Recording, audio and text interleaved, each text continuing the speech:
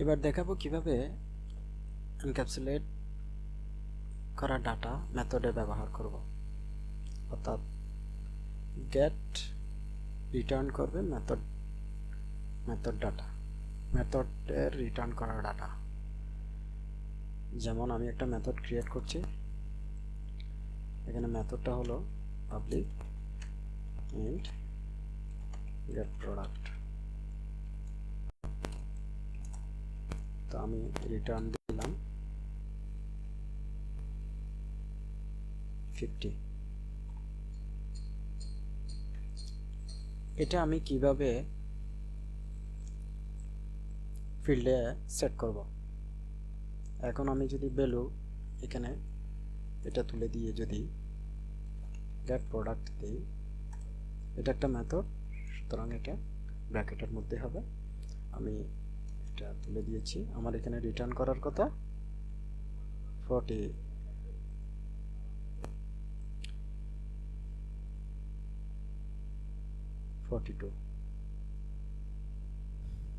Sorry 50। এখন আমি এখানে কনসোল থেকে এটা তুলে দিচ্ছি, 42 সেট করা তুলে দিচ্ছি। আমি যেহেতু সেট করেছি এখানে 50, তো 50টা সেটের মধ্যে রিটার্ন করবে। তাহলে আমি কিভাবে দাঁড়াই, এটা সেটে কিভাবে আসে একটু দেখি।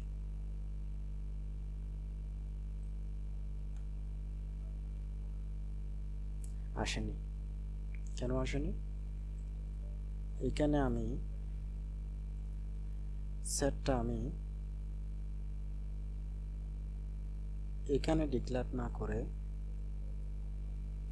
আমি যদি এটা এখানে ডিক্লেয়ার করি,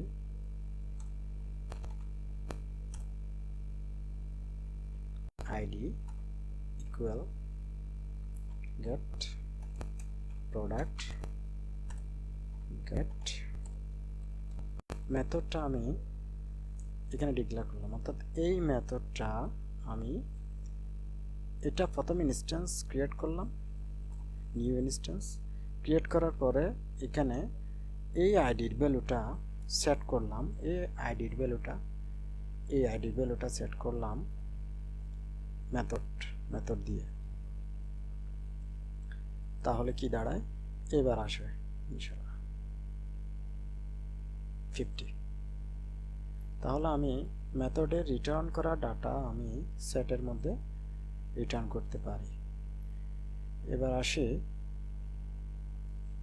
আমি এটা তো স্বাভাবিক, এখানে যদি আমি +2 দিই তাহলে আমার রেজাল্ট 52 আসবে।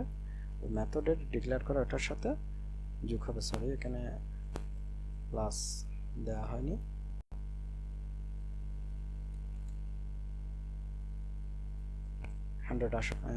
52 আসার কথা।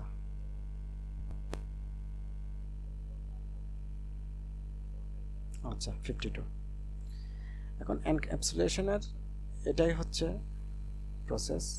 আপনি যখন বড় প্রজেক্টে কাজ করবেন, এই প্রসেসটা জানা থাকলে আপনি ডাটা বাইন্ড করতে, ডাটা কাস্টমাইজ করতে আপনি সহজে ব্যবহার করতে পারবেন।